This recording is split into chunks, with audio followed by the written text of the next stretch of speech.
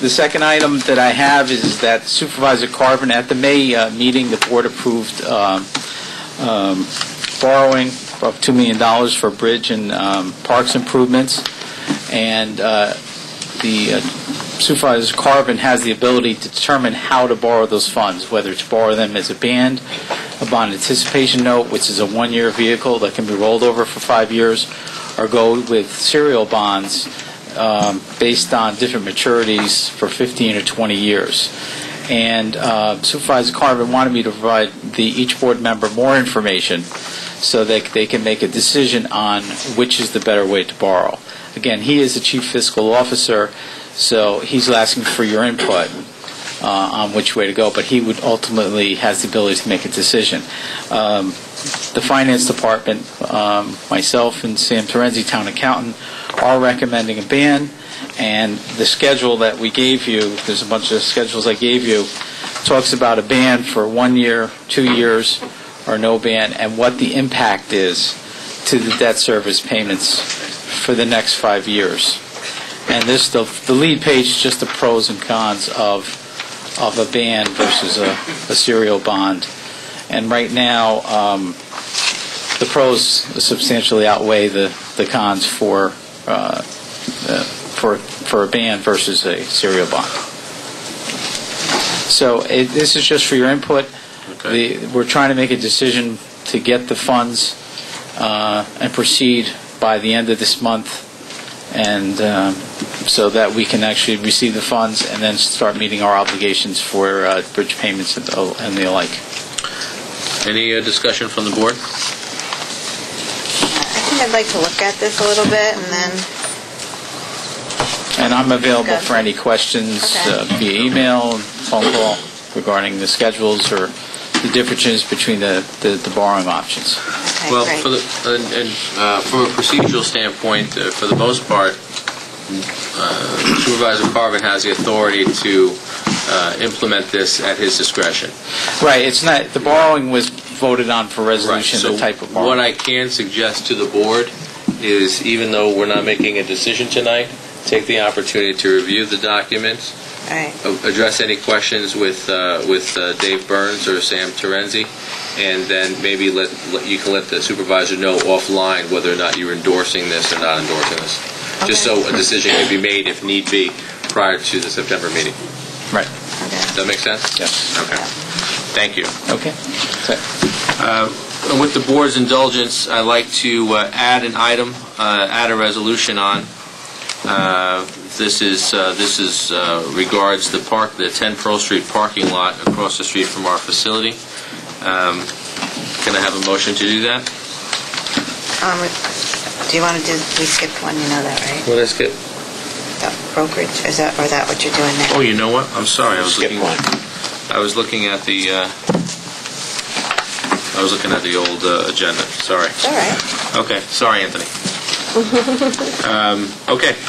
We have an RFP for the brokerage firm. Okay.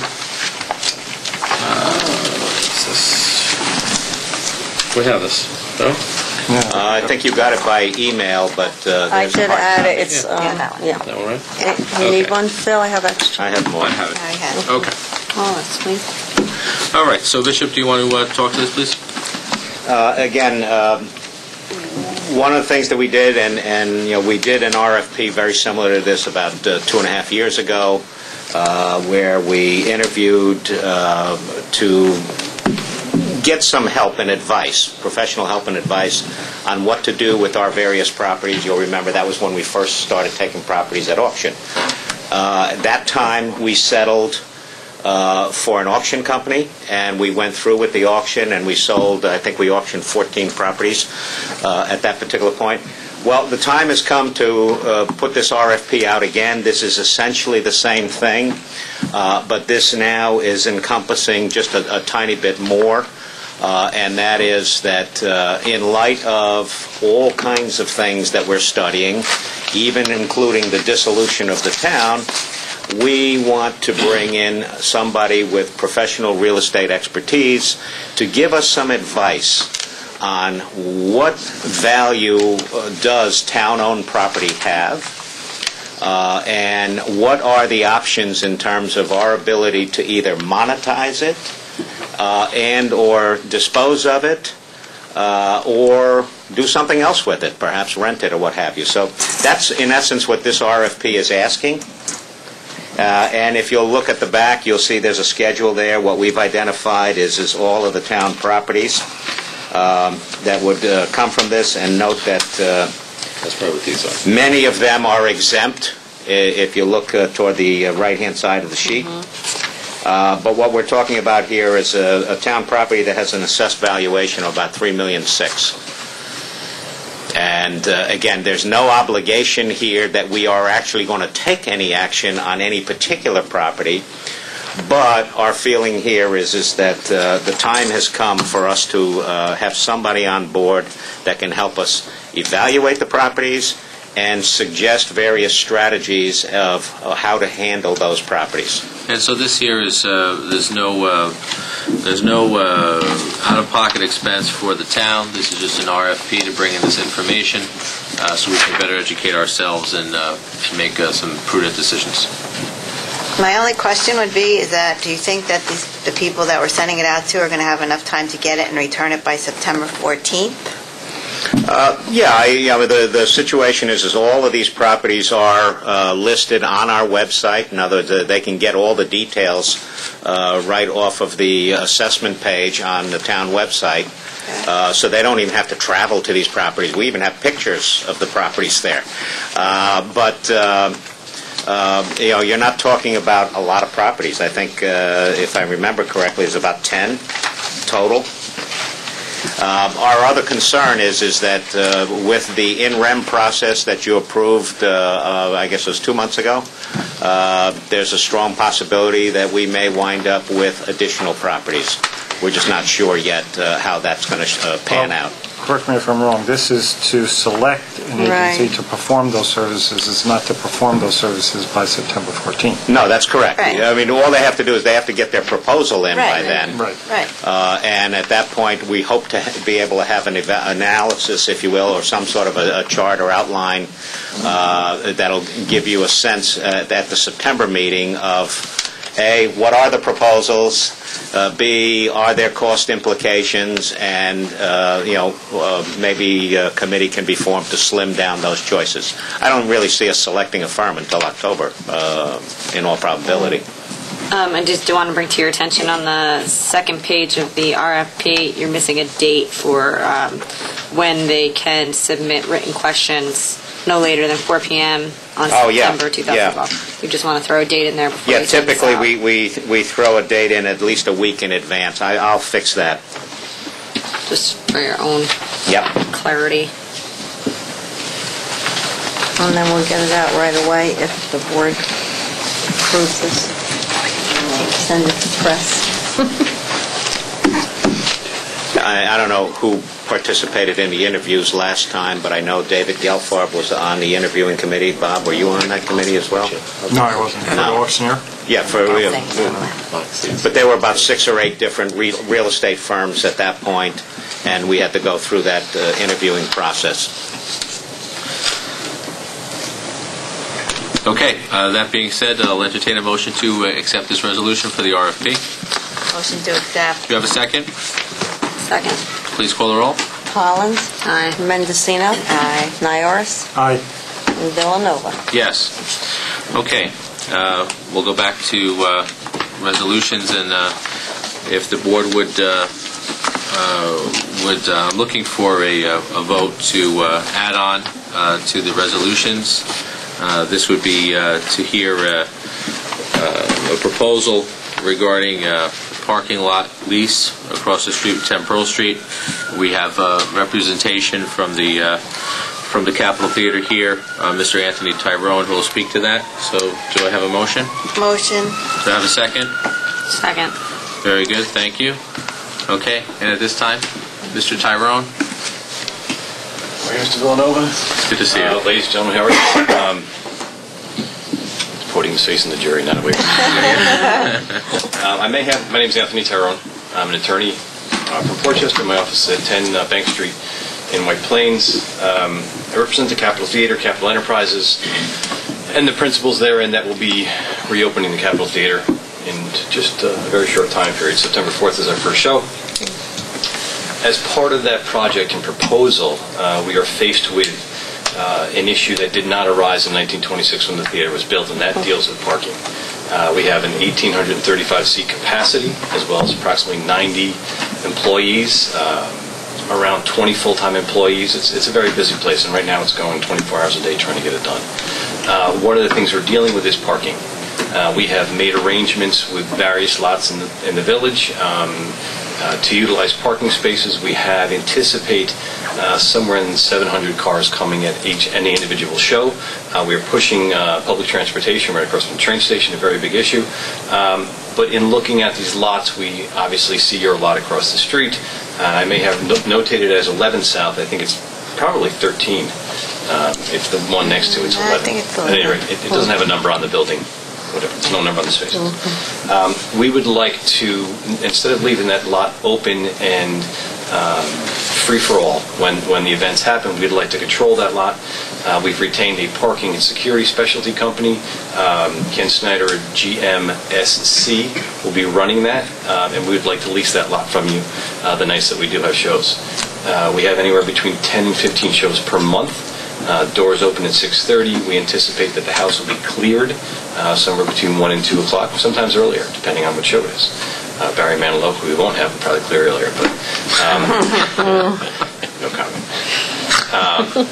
We have events and customers and patrons and guests that will be showing up that we anticipate to stay and utilize both the restaurants, the bars, the locality, and they may return to pick up their vehicles later on. We anticipate that we will have staff in those lots till approximately 2 a.m. We will have a towing facility, a company that will come and clear the lots. We anticipate at 5 a.m. if any cars are left. If someone happens to park there overnight, you'll still end up with a clean and empty lot in the morning. We will engage a vacuum company that will come through and vacuum the various lots that we're using. And we will naturally add you to a liability policy to make sure that you are covered and insured through the parking corp that we established. Is it going to be a valet-type parking, or people will park themselves? They'll park themselves and leave the car. It will be staffed both with a foreman, a parking foreman, who will cover various lots, as well as an attendant who will be there through the entire show. Every show, there will be somebody in those lots. Security is obviously a major concern for us. People coming in from out of town, we want to put the best face on the town of Ryan, the village of Portchester, to make sure there are no concerns with leaving your car for a 6 or 7 hour time frame while you hopefully patronize the restaurants and bars in town. In light of that, we would like to rent it for an initial 6-month time frame, which dovetails with your RFP there that I understand that you're moving forward with. We'd like to renew that, obviously, as your RFP goes forward. And for the first 6 months, we would offer $2,750 each month, as well as a one-time payment of $1,500 per month to the town. So not per month, just one-time payment? A one-time payment of $1,500 for the 6-month lease. I think we're good.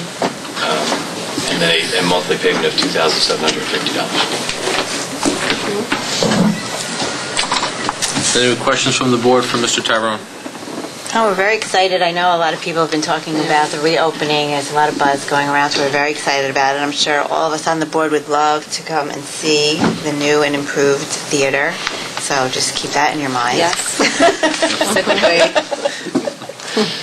Welcome But I think it's a great, I know we are you have a close, ticket. and it is It's ideal. it's ideal place. What about, would that require our staff from this building to vacate their No. cars if there's We an fully event? anticipate that if someone is there and they're working in, and they decide to work late for you until 8 or 9 o'clock at night, they're welcome to stay as long as they're working here. We encourage you guys to stay. So we'll get like stickers or something along those lines? Our staff already has town of Ride parking stickers. In the event that there is a conflict between your meetings and a show, certainly your staff and your patrons and your participants take precedence. If they pull in at 6 and your meetings end at 10, we still anticipate that we will have a lot of cars to park and people to use those spaces. Certainly, I spoke to Bishop. If there's a conflict, there may be a conflict on the first night. I will do everything I can do, along with Ken Snyder and Bishop, to make sure that those are alleviated over time, and that the personnel at that door and that gate and controlling the lot know that you're here for the town of my business, that you're able to park at any point in time. that if you take up all 45 spaces that night, so be it. We've also spoken with Dominic Neri of the bakery, trying to be good neighbors and make sure that we do not interrupt or interfere with his business practice. His customers, obviously, if we have a weekend show, which is not contemplated at the present time, certainly his customers would take precedence in those spaces. Great. Any further questions from the board? Sounds I like think it's a very good- generous offer, and That being said, I'll entertain a motion to accept this parking lot lease as described by Mr. Tyrone. Motion to accept. Do I have a second? Second. Okay, very good. Collins. Please call the roll. Mendocino. Byrnes. Aye. And Villanova. Okay, Bishop, just work out the details with Town Attorney Noto and Mr. Tyrone's office so Supervisor Carver can execute that lease. Okay? Absolutely. Thank you very much. Mr. Tyrone, thank you. Thank you. And I want to say it's great to see local representation here. Really is. Thank you. I'll see you opening night. Okay. Anything from the assessor? Mitch, anything new? Nothing for discussion. Okay. Thank you. Dave, you took care of finance? Yeah. We're good. Mr. Mecca, election coordinator?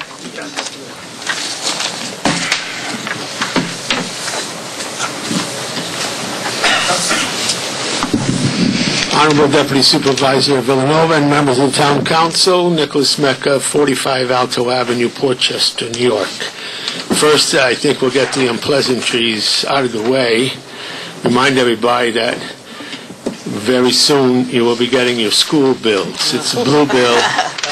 If you are responsible for your taxes, it will be a couple of days after Labor Day, but please pay attention to it and try to get the payments in as quickly as possible. So, the second point, I believe all except 2 of the communities have received their voting machines.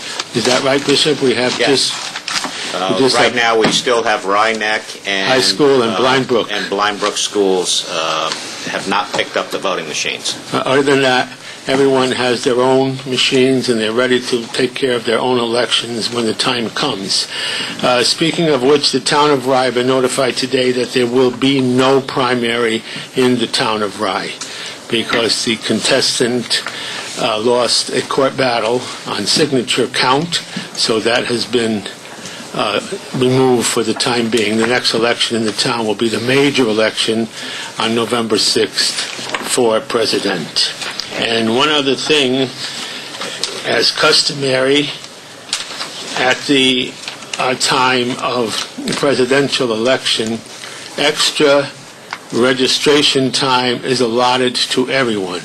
Now, we will be open here at the town clerk's office on Wednesday, September the 10th. It was September 9th, but that's a Jewish holiday. So it'll be September 10th. The office will be open from 5 to 9. Anyone can come in and register to vote.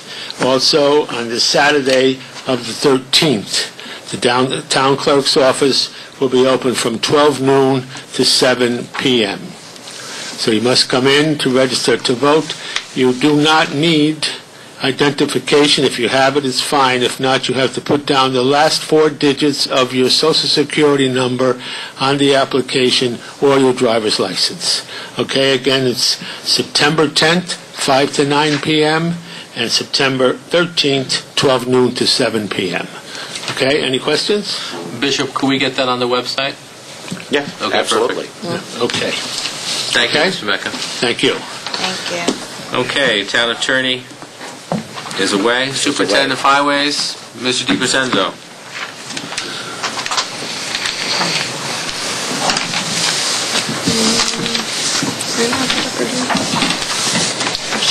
Sure. Good evening, everyone.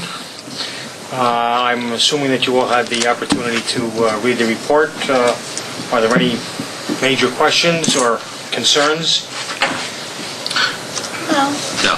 Thank you. Okay, the only 2 little notes is that obviously the Jefferson Avenue project is behind schedule, because the permanent easements have not been secured yet, but I've been informed that they're almost at the point where they're ready to execute those permanent easements with the neighbors on both sides of the bridge. And hopefully demolition will begin within the next 4 weeks. But at this late point, it probably will carry over into the next construction period because the asphalt plants close down in the wintertime, and they won't be able to finish the project probably until the spring. And also some of the other, dredging in the river and the situation in the wintertime, whether or not they can finish that. So it's definitely looks like it's going to carry over into the next construction season. How does that affect us with financing? Does that put off the financing as well? No. No? Okay. If you have the funds, then... Does it affect the budget? No. No. The project is still going to, right now, the costs haven't changed. Scope. It's still within, everything is within scope. They just have to, instead of getting it done in one construction season, it's going to carry over into the next two construction phases. season. Yeah. Okay. And the bridge will be closed for a longer period of time. Yeah, that's my question. Yeah. It will be closed? It will, once, the idea is to demo the whole bridge, take everything out, but one of the concerns also was the utilities. They moved the above-ground utilities, but there are utilities below the bridge, and I don't know, based on the heating season and things like that, if there's gas utilities, whether they can move them or not during the heating season. So that's something else they have to work out with Con Ed. So I'm not sure how that's going to pan out at this point. They're not sure either. Okay. And there was two small projects, one on the Otter Creek, where one of the stone walls, the approach wall, needs a minor repair, and I am in contact with 3 small local firms that can replace some of the stones that have slipped off the wall. And we also have one stone at the footbridge at Continental Manor that's also been displaced by the tides and a big log. And I'm trying to get some proposals from 3 different companies that can go in there. It's like a 1 or 2 day project where they can go in and put those stones back, because the stones are still there. They're recoverable, and make sure that we don't have serious damage over the winter. Oh, sure. So I'm waiting to hear back from them. Great. And everything else seems to be in order. We completed the project on Guyon Creek Bridge. The sidewalk has been repaired, and all the obligations of contact and the proposal have been met. And we're just waiting for the sign-off letter from our engineer. He was actually out there today. And we should be able to put that behind us. That bridge is in very good shape. There should be no problems over the long term. And I also met with Ottoman Kirby, and in our discussions we're trying to put together a package that will give you a forecast of what is anticipated over the next 3 to 5 years, what expenses might be anticipated, and what we don't have to worry about, so the town board can look at it and budget accordingly for the next 3 to 5 years. Great. So I'm hopefully going to have that by next meeting for you. Very good. Thank you. Okay. That'll be very helpful. Okay. Next report is Super Park Foreman, Mr. DeLeo.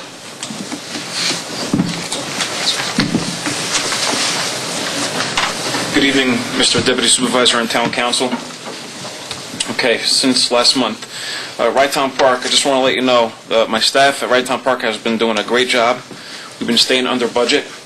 There is no overtime, and everything is monitored by myself and Park Manager Joffrey. During the thunderstorm about 3 weeks ago, we had some damage to the flat roof next to the bathroom building. Once I was notified by the Right Town Park security, the next morning we repaired the hole in the roof, as well as took care of the damaged sheetrock in the men's room, and we taped the sheetrock and painted it, and put new roofing tar where the holes were from the storm. Did you make sure that we don't have any mold issues there? No, there's no mold issues. All dried out. There was no water? problem. We had the fans on and all that to make sure Before everything we was. sealed it up and everything? We had it dry. At that same time, we lost a pear tree next to Seaside Johnny's and next to the pavilion. I had to notify John Zicka to remove the falling leader, and once that occurred, I had to call our arborist from Bartlett Tree Service, and we couldn't save the tree, so we had to cut the tree down because it was too much damage to that tree. We also put up 4 brand new Right Town Park signs at each corner of the park. We did some repairs to the first aid station, some new at the door jamb, some new lumber. Painted the flagpole. Now this is in front of the administration building. The pillars and parapets that were falling apart, we formed them out and put rebar and re-cemented all those areas. We painted under the porch by the admin building, sealing the walls and a new color on the doors. And we also did the doors on the second floor, scraping, priming, and painting to match the first floor. Crawford Park. The second floor is the floor where they have the kitchenette in there. Yeah. So what we did was the original color was called Greenfield Pumpkin. Go there. So You just can't go to the second floor.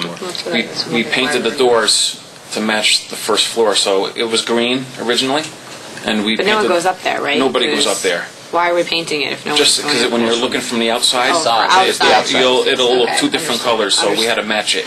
I thought we were in. Do we do anything with the bathhouse roof? So I'm going to get to that next once I'm on the. I'm going to discuss that. Okay, so we did the scraping of the paint of the second floor. We did all the final coats on the 17th. We brought to the Right Town Park Commission this evening that we need to have a budget monies for that flat roof to get that repaired. We do have prices from other contractors, but I believe we're not budgeted for those major repairs. So I think they're going to talk about it. Well, Frank, it's you have there's 2 options, and we have to go with the first option is the repair. Yes. The second option is the replacement.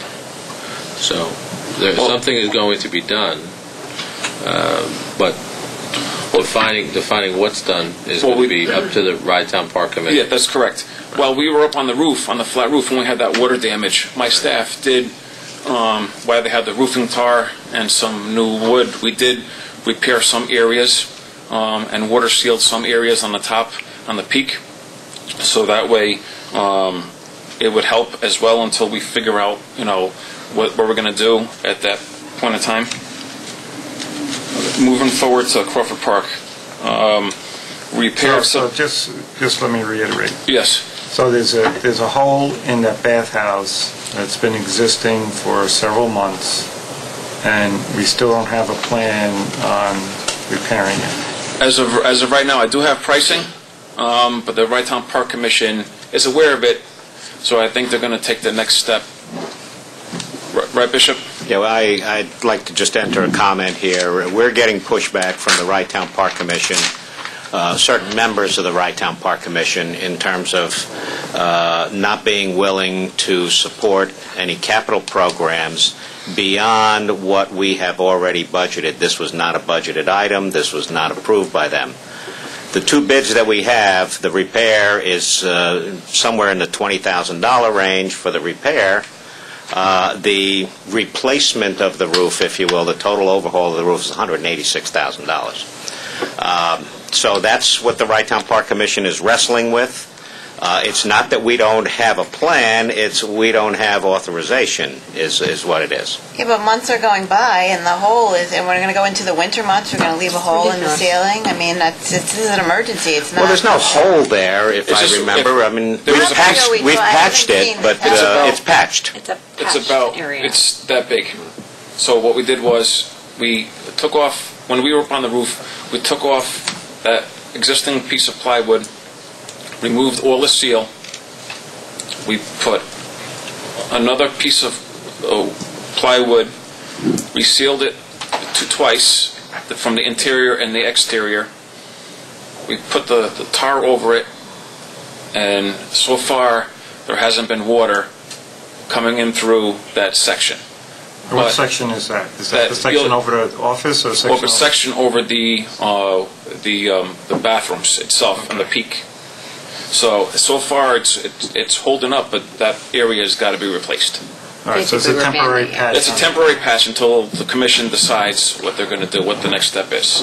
Can I be so bold as to maybe entertain? So bold. Please do. Can I be so bold as to maybe entertain correspondence from the Rye-Town Board to the Rye-Town Park Commission saying that we are concerned as a board regarding this repair? Yes. Absolutely. On behalf of our taxpayer dollars, absolutely. And that we are the conservators responding to of the park, responding to this repair. Well, regardless of whether that repair was budgeted or not, if you have a hole in the roof, it's an emergency. All right, so there has to be some emergency funds that we could allocate to repairing that roof. And Mr. Byrnes, the only people that can bond would be the City of Rye and the Town of Rye, correct? Correct. The Rye-Town Park Commission cannot bond. So even if we have to maybe take out a small bond for this, I think it's the responsible thing to do. It's disconcerting that we may feel we're the only ones who feel that way. I mean, well, Bishop, if you can draw, don't send it out. No. Draft correspondence. And let's bring it to the board, and we can give our input before sending it. Obviously, we're going to want to have Supervisor Carvin's input as well. I think it's important that he's the primary person that sits on that board. But I think it's a good decision. Okay. Okay, Frank. Okay. So now we're on Crawford Park now. You're ruining my timing here. All right. we can read through this a little bit. Well, we can read through it. My only question is the first one you have, is that the broken bench? Is that the picture of the metal things that Laura gave us today? Yeah. I talked to Mike about this several weeks ago. Once they were doing some projects at West William Street, and they were down here, they were going to replace that broken bench, we build a new one, and then move over to the pavilion and do the painting in the pavilion, and we will fix that hole in the bathroom. Right. Well, my only concern is that if that part that's left open is metal, and I wouldn't want some child falling on it. Where is it located? That would be next to the hedges on the right side. Like if you're walking to the playground. Behind the swings. Is anywhere near the playground? Yes. If here is the swings, here's the bench, about 20 feet. It's about 20 feet from the perimeter of the playground. Well, I wouldn't want my kid going over there and playing around with that. So how soon can we? You said the bench has been fixed, or they have to rebuild the whole. They have to rebuild the whole entire section, including What's the time frame for that? You tell me you want me to do it tomorrow. I could start it tomorrow. No, here's the thing, Frank. I'm going to go back to this guy. I'm sorry to interrupt. No, please. Go ahead. Here's the thing, and I'm going to go back to where we are not. You are the park foreman. We should not tell you or give you a timeline of when you need to do these jobs. Just do them. Get them done. It's why you're there. You know. We did have other important projects we had to push forward. You know, that's why we didn't do this right here, but I will. Well, the scraping and painting, I think, doesn't take precedent over a bench that, it could be dangerous, but... I think we just have to remember public safety needs to always come first, above and beyond all our other aesthetic projects. Is there something that we need to get involved in as a board in terms of prioritizing some of these projects? I mean, when we see an issue like that, I think we should, jump on top of it and get it done quickly. Well, every Tuesday. I'm not going to be defensive, but I will point out to the council, we are down to 3 people, and we are managing 2 parks. it is difficult to get everything done immediately. I understand what you're saying about public safety, but we have to have projects sequenced because we can't get them all done. Either that or we have to go out and contract out. Maybe Now, the if board we needs to contract sit out, down and we can talk get about things the done a little whole quicker. park situation. I think that Councilwoman Mendocino is, we've had this discussion in the past. Bishop, Bishop's actually spearheaded on multiple occasions looking to see what we can do as far as a different kind of management technique when it comes to the parks. I think that now is the time that we can get some documentation to us, Bishop. Yep. Let's go forward with that. Although I agree with Councilman Nayoris that maybe it's a time that you have to jump in, but the truth is, if I'm going to have to worry about controlling a schedule of work that needs to be done in a park, then we have a bigger issue, I think, right, Bob? So let's go forward from here, knowing that we have to look at this with a bigger microscope, Frank. What we don't want to do is have to micromanage you. Stay on top of these things. We shouldn't have to hear from Laura Klein from the Friends of Crawford Park, that there may be a dead tree, or even if somebody comes to us and says, "Hey, you know what? There's a dead tree over there." We turn and say, you're exactly right. Thanks for letting us know, but it's been cataloged already 3 months ago, or we're in the middle of having something. You should be on top of these things. Okay? So, what I can say is focus more. Any other comments, Christina? Councilman Collins? No. Well, I just like to reiterate that public safety is number one when it comes to some of these parks, and if we're scraping paint somewhere in a building, I think we should take care of some outside external things that kids might be able to get hurt on, like that park bench. Right. Especially if it's in an accessible area. Especially since it's summertime, and that's when they're really playing Right. there. Yeah, you wait another month, I'd say, okay, may not be as a high priority, but during the summer, I think it's an issue that we need to stay on top of, as well as cleaning up some of that grass that's growing through the chips in the playground area as well. Another month or two, we won't need to worry about that too much, but it should look presentable during the summer. Agreed. I agree. Any other comments for Forum? Okay, thank you. Okay. Okay. Comments from the board? Councilman Collins. Nope, Councilwoman so Collins. everybody is having a great summer. Otherwise, no comment. Councilwoman Mendocino. No comment. Can you believe it? Councilman Knight. Everybody's on vacation. You paid me so I can get out of here by 9:00. Councilman Nayoris. I just got back from vacation, so if anyone hasn't taken theirs, I wish them a happy vacation. Oh, that's very nice. And I'm just going to remind everyone that this Saturday, August 25th, is Portchester Day, as Goldie Solomon mentioned. It's a great day, and obviously our neighbor across the street, Mr. Neareye, is always very benevolent to the community, provide us with fireworks, as we heard, and I echo the comments from the town board that everybody, we wish you all a great summer, and wish all the children that go back to school a very prosperous academic year. And a motion to adjourn. So moved. Second. Call the roll. Collins, Mendocino, Aye. Nayoris, Aye. and Villanova. Aye. Okay. Okay, thank you, and good night.